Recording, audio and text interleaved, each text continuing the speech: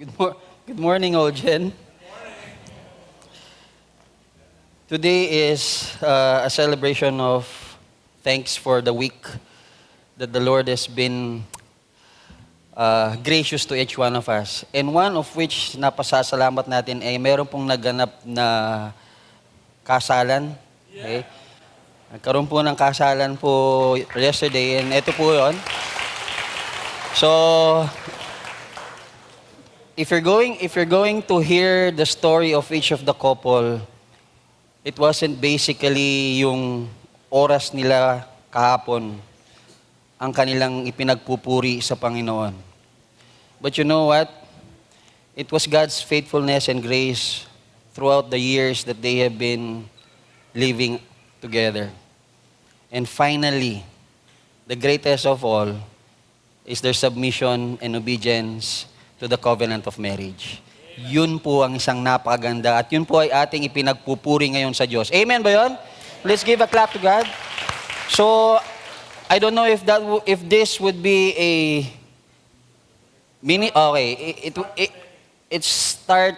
it's the beginning of the end or it's the start of many. Okay. So, it's the start of many. Yan. So, please pray for us with this ministry that we would be giving to our members and brothers and sisters in the Lord. So with that being said, let us all stand up again. Okay? Yan. Kasi mahirap naman yung pag tayo lang yung nagkakaroon ng Thanksgiving, di ba? So maganda rin na may Thanksgiving tayo dahil magkakasama tayong lahat. Okay ba yon? So let's all go around. Let's have a 1-minute mingle. You could go up to the back and even sa taas kung kaya nyo. Sige, let's go. Brothers and sisters in the Lord. Anong kanta yan?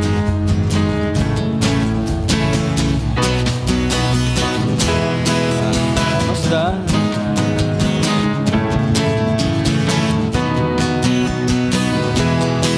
Dahilan, bakit ako hindi mo dinalagaan? Hindi ko kayang isipin, hindi ko kayang sukatin ang pag-ibig mo, Jesus, yung binigay sa akin. Salamat, salamat, oh Jesus, sa pag-ibig mo.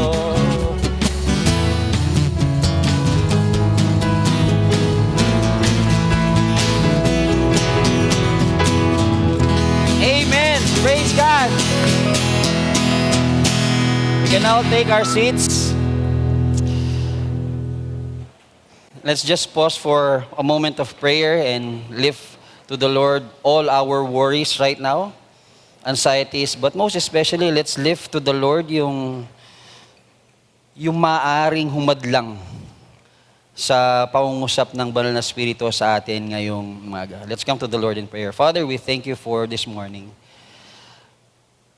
It's the third week of the month of July, more than half of the year 2026. And we are thankful and grateful, O Lord, how you have been so gracious to us, merciful, patient, most especially, O Lord, forgiving. We thank you for the strength, for sustaining us as far as this month.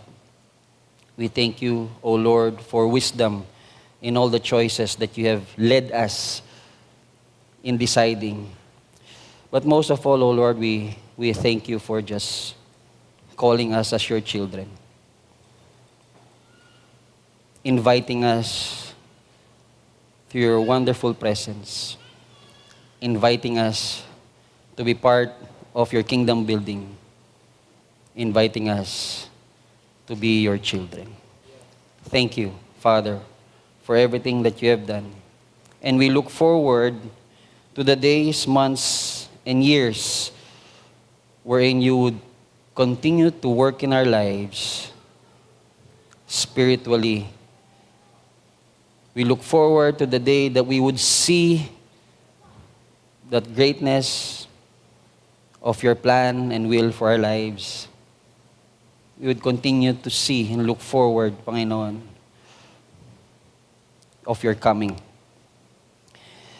We lift to you this morning, O Lord. Remove everything that would hinder us from understanding your will, your word, and your plan for us. Remove our hardened hearts. Create in us, O Lord, a new heart wherein your words would dwell and would be put into action. In the mighty name of our Lord Jesus Christ, we pray. Amen and amen. Konti lang naman. Have you ever came to the point wherein hindi mo naman pinlano, pero yun na yung pinupuntahan mo?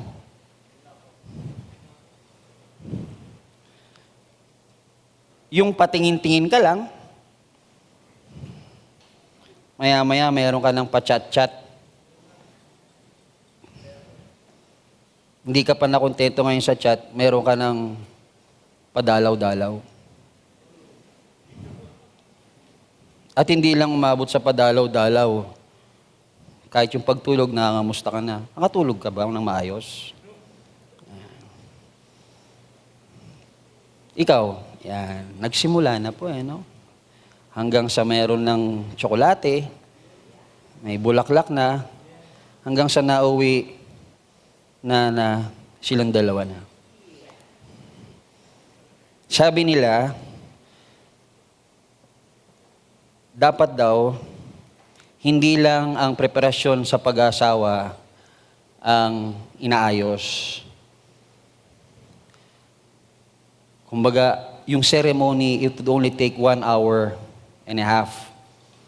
Including reception, sige sabi mo ng 2 hours. Most of the time, yun ang ating pinagpaplanuhan. But you know what we need and what the scripture tells us to plan for is what comes after the marriage. Because that is where the rubber meets the road. Konti lang naman yan eh. Konti lang naman inom, maya-maya naging addict ka na. Tikman mo to pre, masarap to. Konti lang hanggang sa ikaw na yung nagsasabing, pre, tikman mo to. Yan. Konti lang naman ang init ng ulo eh. Si Jesus nga nagalit eh. Ako pa. Konting tingin lang. Hanggang sa nadapa ka na at natisod ka na, nakatingin ka pa rin. Konti lang naman absent eh. 365 days. Ilan bang Sundays? 54? Tama ba ako? Oh, kung 54, minsan lang naman ako nag-absent. Uy, mag-pray ka naman. Oo, nagpe-pray ako. Minsan nga lang ako hindi nakapag-attend eh. We say it because we are convinced that konti lamang cannot possibly change direction of our lives. The danger of those words is that we make sin appear harmless. But when you come to think of everyday life, a small spark can burn an entire forest. A small crack can eventually break a dam. A small virus, something invisible to the naked eyes, affected not just the whole body, but the whole world. Small things matter because they grow. The same is true with spirituality.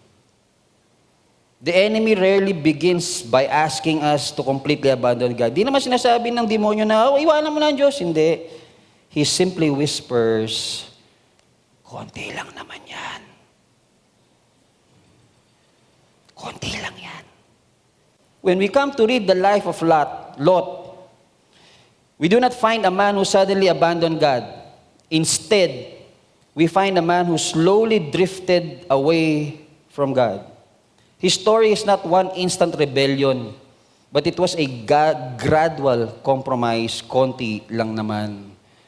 Lot never planned to lose his testimony. He never planned to raise his family in Sodom. He never planned to hesitate when God called him out. Yet when we look at the story, he arrived to all of those. Not because of one catastrophic decision, but because of many konti lang naman. This is why the story of Lot is not merely a story in the Bible, but it is now a mirror for us to see where we stand right now in the presence of God. So where did Lot's downfall came? Not in Sodom, not even at the city gate. It began much earlier in the quiet choices of the heart. I'll give you a backstory. Si Lot po, nephew siya ni Abraham. When God called Abraham to leave his town, he brought with him Lot. But in this chapter, their properties grew, their possessions grew, to the point wherein yung herdsman ni Abraham at saka ni Lot nag-aaway. Worst case, pati na si Lot at saka si Abraham nag-aaway. And so Abraham decided to say, we need to part ways. You choose, sabi ni Abraham. You go left, I go right. You go right, I go left. That was the start. And so Lot, what did he do? He chose a land that is convenient in his eyes. Lot lifted up his eyes, saw the fertile plain, desired what had appeared beneficial, chose it for himself, and then journeyed east to the physical movement where merely revealed a decision that had already been made within his heart. This is one of the scripture's recurring truth. The heart always travels before the feet do. Nauuna yung puso bago yung paa. Long before our actions become visible, our affections have already begun to move. Uy, maganda yan ah. Gusto ko yan. Lot's problem was not the appreciation of the fertile land. Yes, we can appreciate, walang problema. The problem was the evaluation of life. Because it was no longer centered on what God is telling him to do. It was centered on the advantages of human standards. What is that? Blessings, fertile land. Nandun na yung kanyang nakikita. And sometimes every believer walks in that direction. Sabi nga sa Proverbs 4:20-27, allow me to read it to you. My son, pay attention to what I say. This is Solomon as saying or giving instructions to a son. So parang father-son instruction ito ni Solomon. Sabi niya, turn your ear to my words. Do not let them out of your sight. Keep them within your heart, for they are life to those who find them, and health to one's whole body. Above all else, guard your heart, for everything you do flows from it. Keep your mouth free of perversity. Keep corrupt talk far from your lips. Let your eyes look straight ahead. Fix your gaze directly before God. Give careful thought to the paths, for your feet be steadfast in all your ways. Do not turn to the right or to the left. Keep your foot from evil. If you're going to observe that, it's a progression. Verse 20, it says their ears. Verse 21, it says eyes. Verse 21b and 23 says heart. 24 says mouth with lips. 25 says eyes. 26:27 says what? Feet. God's word enters to our ears. It settles in our hearts. The heart now directs speech. Speech now influences vision. Vision now determines direction, and our direction determines destination. The key verse there is, above all, guard your heart. Bantayan mong yung puso. This is why Proverbs tells us to guard our hearts. Because, bakit? It is where life issues flow.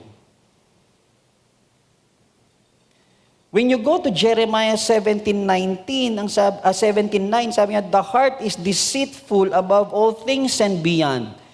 Who can understand it? You go to Ezekiel, God was saying, I will give you a renewed and changed heart. Why does it need to be changed? Because it's deceitful. Madalas yung naririnig ito, follow your heart. Kung saan ka masaya. The scripture did not say, follow your heart. The scripture did not say, kung saan ka masaya. What did the scripture say? Guard your heart.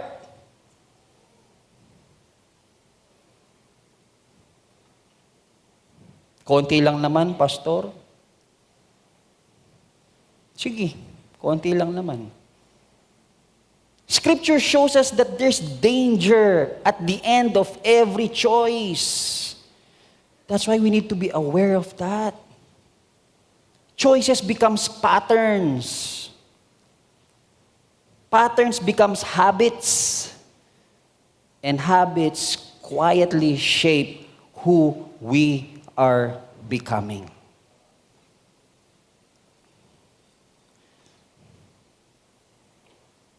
So what is point number 1? The heart chooses before the feet moves.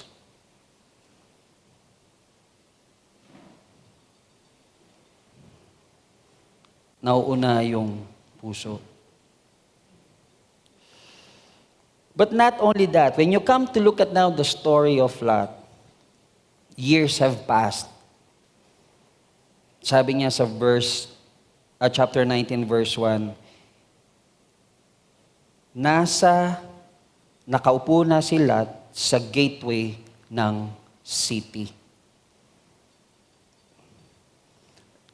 He was sitting in the gateway of the city. Now, let me give you again another background of why is it important. Bakit merong paglalarawan ang Biblia sa gateway? In biblical times, the city gateway held significant importance, both practically and symbolically. It was not merely an entrance or exit.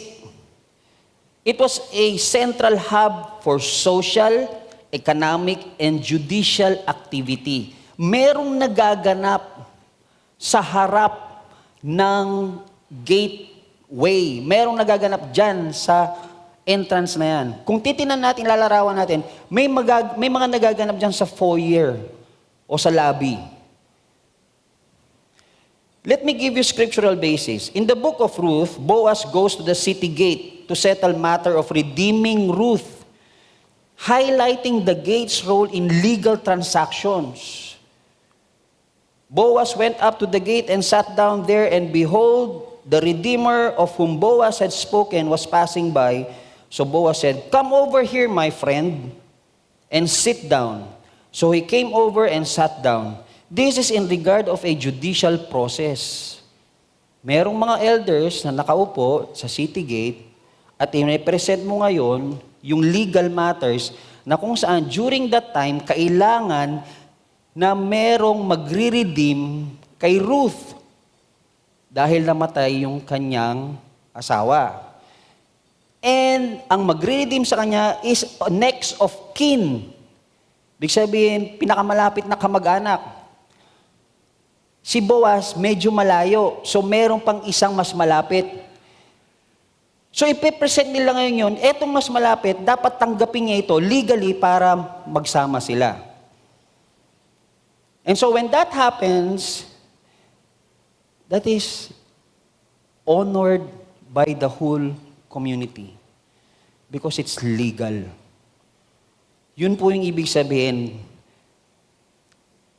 The woman in Proverbs 31 is described as one whose husband is respected at the city gate where he sits among the elders of the land. This now indicates the role of commerce and social standing. Pag meron nakaupo sa city gate, makikita nila, oy, may estado itong taong ito. Hindi ito basta-basta. In Genesis 22:17, God promises Abraham that his descendants will possess the gates of their enemies, signifying what? Victory and dominion. The city gate is a place of social interaction and cultural exchange. It was where people from different backgrounds meet, shared news, and engage in dialogue, which is very, very evident when there was an engagement of conversation between Lot and the two angels. But even with that being said, there is also now a spiritual background of the city gate. Meron din siyang significance pagdating sa spirituality. Prophets often use the imagery of gates to convey messages of repentance and judgment. For instance, in Jeremiah 7 verse 2, sabi niya, the prophet instructed to stand at the gate of the Lord's house and proclaim God's message. Stand in the gate of the house of the Lord and proclaim this message. Hear the word of the Lord, all you people of Judah who come through these gates of worship the Lord. Doon din ginagawa ang proklamasyon ng salita ng Diyos, ang mensahe niya sa mga propeta, tatayo sa city gate. Meron din siyang imagery of a spiritual symbolism. When you go to the New Testament, Jesus refers himself as the gate. Di ba? Yung 7 I ams, anong sabi ni Jesus? I am the gate. Although that pertains to salvation, but that is something that we need to understand. It's not just an ordinary gate. It has something to do with spirituality again, not just a physical gate. In summary, the city gate in biblical times was multifaceted. It serves as a center of legal, economic, social, and spiritual activities. But it was also a place where the community's life was visibly enacted, where divine and human interactions often took place. The city gate remains a powerful symbol in biblical literature, representing authority, community, and the intersection of the divine with the everyday lives of the people. Now let's go back to Lot. Ano bang connection nito kay Lot? It was during this time that Lot met with two angels dun sa gateway. So we can see now the progress. When you come to look at the story, ang sabi sa scripture, he tented near Sodom. Near. Hindi kaagad-agad sa Sodom. Malapit. After years, what happened? He was now sitting in the city gate, implying now that he has a status already in Sodom. Implying now that he is well known already in Sodom. Because when you come to look at the story, when there was an altercation between the people of Sodom, ang sabi nila doon, bakit? Dahil ba leader ka? Pwede mo kaming pagsabihan ng ganito na wag naming pasukin ang bahay mo? You just read the story. I won't delve with that with so much time. Meron ng naging posisyon. Hindi na lang siya malapit. Nandoon na siya. Yan po ngayon yung paglalarawan niyan. Now, why am I telling this to you and why is the scripture sharing it to us? Because point 2 is this. what we repeatedly practice shapes who we become. Yung paulit-ulit nating ginagawa, maghuhulma yan ng kung sino tayo pagdating ng panahon. Let's look at this. No practice is spiritually neutral. Madalas po nyo ito narinig kay Pastor Saul. Ang sinasabi niya, hindi pwedeng i-separate yung buhay natin sa labas at yung buhay natin sa loob ng iglesia. Holistic ho yan. If you worship inside the church, then all the more that you should worship outside. Hindi pwedeng compartmentalize. We're believers in all gen, but we're non-believers outside. Cannot. But sometimes that is what deceives us by the enemy. Konti lang yan. Okay lang yan. Wala naman epekto yan sa spiritual life ko eh. Bakit? Pwede ba yan? Mali po tayo doon sa pag-iisip na yon. Because everything we repeatedly do is shaping us spiritually in one direction or another. Our habits are not just habits. They are forming our hearts, desires, and relationships with God. Hinuhulma niya ho tayo. The idea is rooted on biblical understanding. Tingnan niyo po ito. Consider these biblical principles. Romans 12:2. Palaging narinig to. Do not be conformed to this world, but be transformed the renewing of your mind. There are only two directions, conformity to the world or transformation by God. No in-betweens. 1 Corinthians 10:31, whether you eat or drink, whatever you do, do it all for the glory of God, even ordinary activities. They have spiritual significance.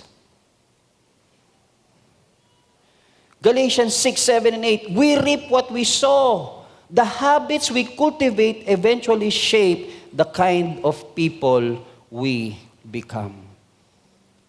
Kaya nga mayroon tayong narinig, di ba? Birds of the same feather flock together. Now let me give you practical examples. How does this work? When you spend 30 minutes every day in God's Word, it doesn't just increase your knowledge. It gradually forms your love for God. Hindi lang naman knowledge ang pagbabasa ng scripture eh. Pagmamahal yun sa Diyos. Constantly scrolling on social media isn't merely entertaining yourself, but it's going to shape your attention, number one. Values, desires, and even what you compare yourselves to.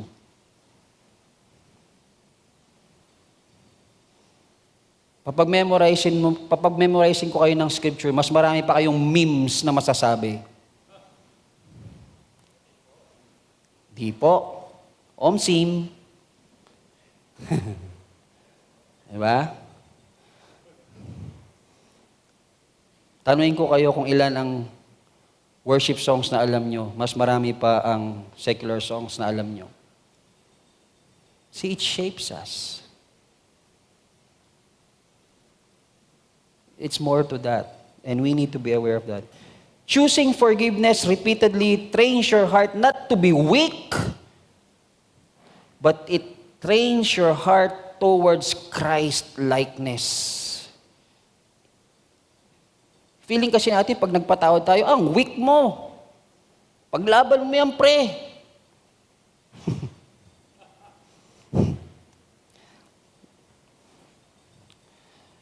Kung si Lord ipinaglaban niya yung karapatan niya, sa tingin niyo, maliligtas tayong lahat? Hindi po. Bakit? Karapatan niya lang patayin tayo lahat eh. Makasalanan tayo. Oh, can we now compare that to our rights now?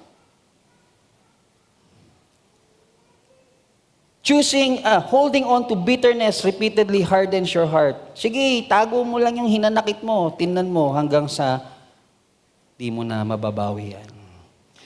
The practice itself may not be sinful in some occasions or righteous in its isolation, but when it's cumulatively done, it becomes now not neutral, but it becomes who we are. According to Dallas Willard, isa po siyang well-known theologian, sabi niya, he emphasized yung daily practices. Sabi niya ganun, the spiritual disciplines or rule of life are not merely activities. Yung mga ginagawa natin dito, hindi lang ito mga activities. Pagpunta sa church, pagbasa ng Bible, pag-attend ng fellowship, paggawa ng ministry, lahat. They're not just activities, but they are training the shape, the kind of person we become.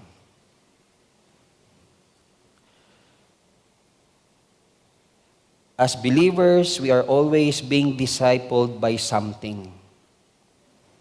Every repeated practice will either cultivate greater love for God and conformity to Christ, or reinforces patterns that pull our hearts away from Him. That does not mean every activity is inherently sinful. Rather, no repeated practice leaves us spiritually unchanged. What does that mean in simple terms? Participation produces formation. You continue to participate, it will form you. It will definitely form you.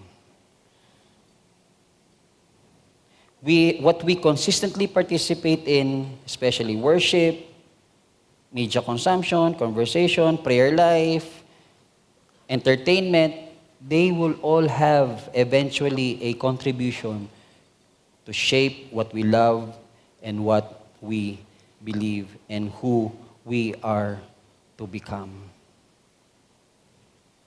Every repeated participation is forming us. And God gave us that kind of capacity and capability. Bakit? Because repeated obedience forms Christ-like character. On the other hand, repeated konti lang naman yan forms a conscience that slowly grows dull. Kinalawang na yung pag-iisip mo. Now, we could turn the story around. Baka naman, pastor, hindi naman din yan yung balakin talaga ni Lot.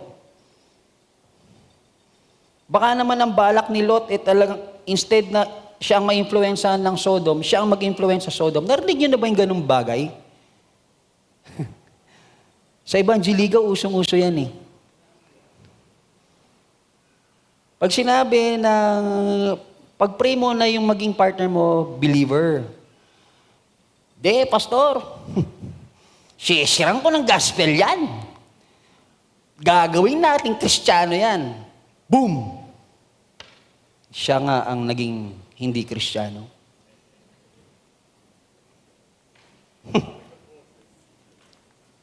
Nakakalungkot. Nakakalungkot po. Why? Because we do not look at our patterns. We do not evaluate ourselves. We do not see Christ not just for who He is, but for what He has done in our lives. Very, very intellectual. Kilala ko si Jesus. But when it comes to the heart, it's so far away. So the question is, mga kapatid,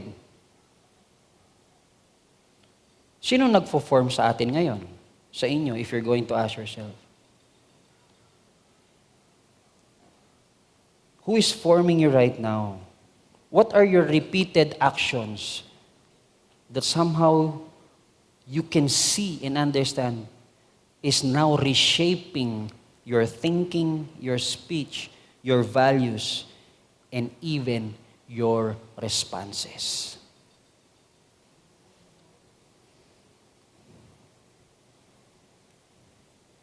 What are your daily routines that seems ordinary? Konti lang naman yan.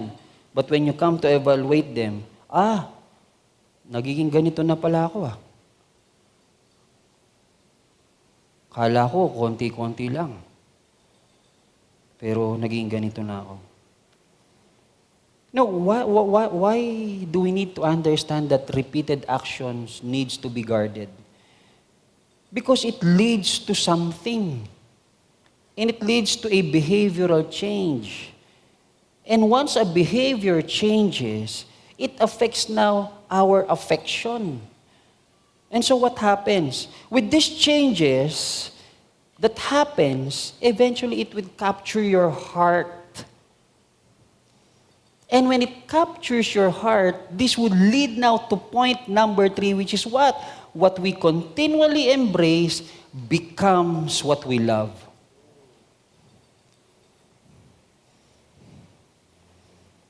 Yung patuloy nating niyayakap, mamahalin na natin yan. Di ba? Nung una nga, pakalbit-kalbit lang kayo dun sa girlfriend niya eh. Paakbay-akbay, tapos mahihiya pa kung minsan. Tapos biglang holding hands na, may pa-sway-sway pa.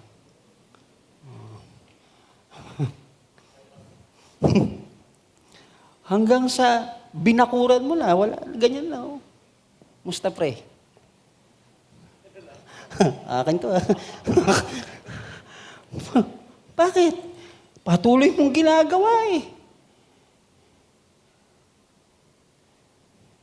Nung una nakita mo lang. Minsan nga hindi pa ikaw nakakita, nireto lang sa'yo. Pero minahal mo na, di ba? Oh. Because, totoo nga naman. No denial. Plain and simple. We don't need a rocket scientist to explain. Tama. Bakit? Kasi nangyari sa akin. Sa inyo pala.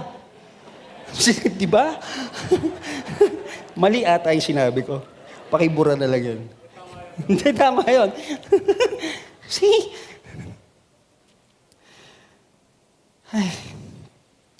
This became now the saddest scene in Lot's story. Ito na po yung nakakalungkot. Bakit? Because when Lot, in his action standing at the city gate, nagkaroon na ng change of realities sa buhay ni Lot. His heart now produced actions, and his repeated actions reinforced and redirected his heart. Sa atin, ganun din. Our hearts would produce action. Repeated action would definitely reinforce and change our hearts. Oftentimes, ang sinasabi, my heart determines where I invest. Tama naman yon, wala naman tayong question doon. But Jesus teaches us another route. Anong sabi niya? For where your treasure is, there your heart will also be. Ano yung nauna? Yung treasure eh.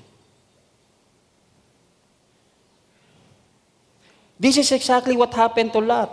Lot's choices revealed the desires already growing in his heart. His decision revealed what had become most important to him. And these actions now exposed the direction of his heart. But it did not end there. It also reshaped yung heart ni Lot. Ano nangyari? Nung una, tininan lang niya yung Sodom. Actually, hindi pa nga niya tininan eh. Kasi tabi lang. Chinews niya itong lupa kasi talagang very fertile. But then, lumapit siya. Hindi na lang siya lumapit after years, tumiran na siya sa Sodom. At naging bahagi na siya sa community ng Sodom. Every decision made, the next decision easier.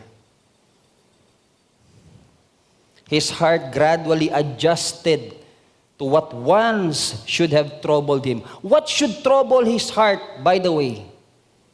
When you come to read the passage, matapos sinabi na maganda yung plains, meron dong verse na sinabi, Sodom is filled with wicked people. Tininan ba ni Lot? Hindi. Ang tininan lang niya, ano yung maganda? Yun yung pagkukulang natin. Sa tingin natin maganda, tingnan mo kung ano yung nasa kabila. Hindi ko makita, pastor ipag-pray mo para makita mo. Hindi ka padalos-dalos. Okay yan tol, opportunity natin yan. The scripture says that there is wisdom in the fool who waits than the one who hastens in decision making. That's a paraphrase, by the way. Ano ibig sabihin nun? May wisdom pa yung mangmang kaysa dun sa taong mabilis magdesisyon ng walang guidance. Bakit? Kasi konsepto mo, bro, one opportunity comes in a lifetime. Really? So God just works in one opportunity in a lifetime? I don't believe so. Bakit? Lahat ho tayo nagkakamali. So pag minsan lang tayo nagkamali, wala na tayong chance sa Panginoon? Dami-dami nga natin chance eh. See, where does that come from? From what the world teaches us. We need to be very, very careful with that. Because familiarity now often dulls conviction. Bakit? Kasi yung konti lang naman, familiar ka na dyan. Okay lang yan. What is the saddest verse there? When God now was trying to remove Lot from the destruction of Sodom, he what? Hesitated. Verse 19 of chapter 19 verse 16, ano sabi niya? He lingered. He hesitated. Teka, Lord. Ba't mo, time out. Ba't mo ko alisin dito? Sisirain na ng Diyos yun. There was judgment coming. And yet, Lot was saying, time out. I-justify mo pa, bakit? God was delivering him already. Hindi ba natin na-experience yung mga ganung bagay? Meron nang sinasabi ang Diyos, umalis ka na dyan, anak. Hindi maganda yan, pero time out, konti lang. Bakit? Kasi natututunan mo na siyang mahalin eh. In fact, minamahal mo na nga siya eh. It was no longer physical, it was now based on emotional. So ayaw mo nang iwan. Sodom became more than just Lot's address, but it became part of his identity. What is that? Possessions were there. Family was there. Relationships was there. Reputation was there. His life had become rooted to the very place God was calling him to live. Iwanan mo yan. No, Lord. Andito lahat. Bakit ko iiwan? It was never physical. It was emotional. His feet hesitated because his heart was there already. Our actions often reveal where our affections are settled. This is the principle. Every repeated action is more than just a behavior. It's a heart formation. Huwag niyong mamaliitin, mga anak tuloy, sorry. Huwag niyong mamaliitin, mga kapatid, yung mga maliliit na bagay na paulit-ulit niyong ginagawa. Isa yan sa paraan ng kaaway. At yung paulit-ulit na maliliit yung ginagawa na konti lang, lalaki at lalaki yan hanggang kakainin na ang puso nyo, i-reshape na ang puso nyo, dyan na kayo. This is why the scripture places such emphasis on habits of faith. What is habits of faith? When you pray, you do not just merely pray because you want to do something. You pray because prayer teaches our hearts to depend on God. Ang panalangin, nagtuturo sa isang puso na dumipende sa Diyos. Hindi lang siya panalangin ordinaryo. Dahil lang may gagawin na, prayer night, Thursday, mag-pray nga ako. Pagkatapos ng Thursday, wala na. Worship is not merely singing. You do not just come here singing kasi galing-galing nito, ang galing-galing nga, ang ganda ng worship. No! It trains our hearts to delight in God. Nagpupunta tayo sa church because we are delighted in the presence of God. Not just the pastor, not just the singers, not the local church, the facility. No! Is because you are delighted to worship God with co-believers in the Lord. Generosity is not just merely giving, hindi lang siya pagbibigay, but it loosens the grip of materialism. Pag natuto kayong magbigay, nawawala yung materialistic attitude natin. Because everything that we have here, God owns. Wala tayong pagmamayari dito. Serving is not merely helping, but serving cultivates humility. Paano ma-explain yon? I can submit with humble humility even if ang magpapasunod sa akin ay mas bata sa akin ng 10 taon. Because that is service. I'm not doing it for that individual. I'm doing it for the Lord. Yun ibig sabihin ng service. Hindi pagmamataas dahil meron tayong posisyon. Likewise, repeated konti lang trains us to tolerate sin. Repeated neglect of God's word loses appetite for God's word. Repeated pursuit of worldly success convinces us that the earth is the best reward life can ever give. Our actions are not merely expressions of our hearts. They are instruments God or the world uses to shape us. We become what we repeatedly practice. Let me come to a reflection and conclusion. If someone will observe you today, in the daily deeds or rhythms of your life, makukonclude nyo ba kaya o yung nakakakita sa inyo na ang puso nyo na kay Jesus?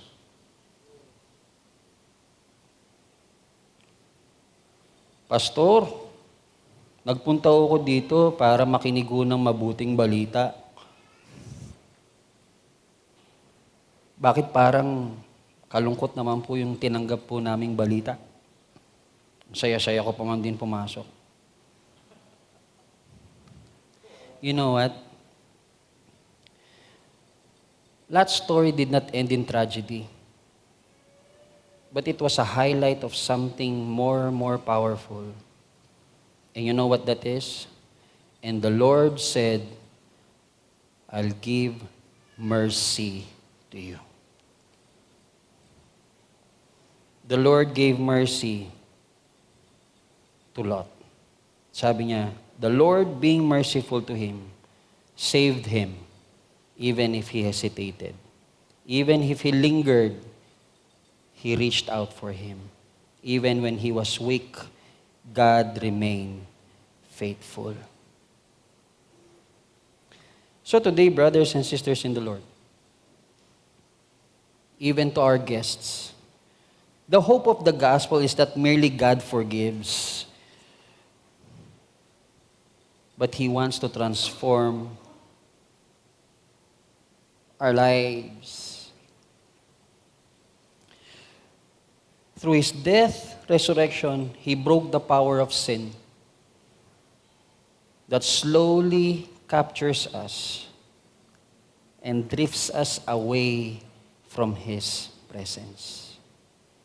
God gives us a new heart, but all the more, He calls us to cooperate with this transforming work. Today, we recognize areas, all of us. Saan ba yung patuloy na sinasabi ng kaaway? Konti lang naman yan, kapatid. Konti lang yan.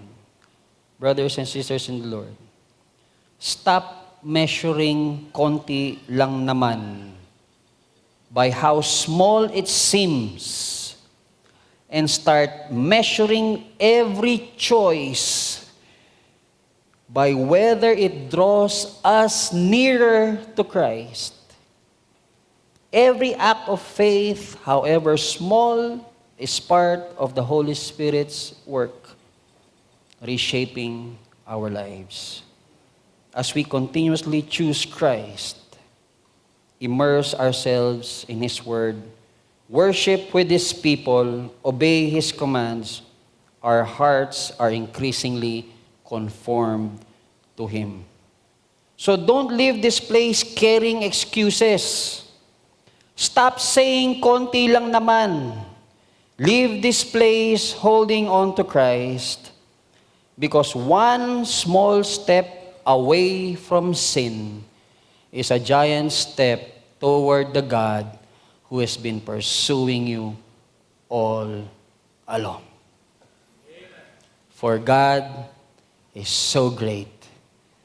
We bask in His splendor and in His greatness. Let's all stand up as we sing this song.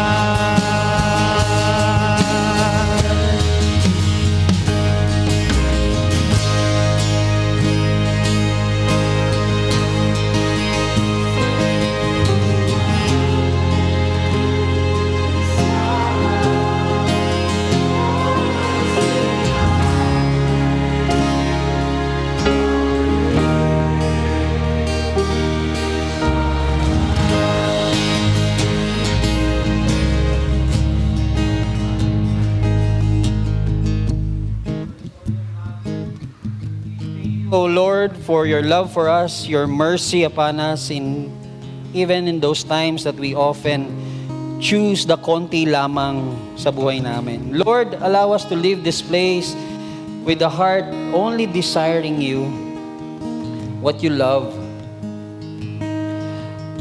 what your will is and what your plan is for all of us.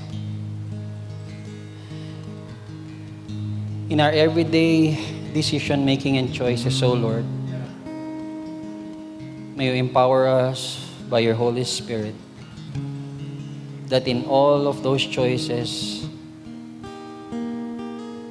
we would choose that which would draw us near to you always. Allow us, O Lord, to experience your presence during the week,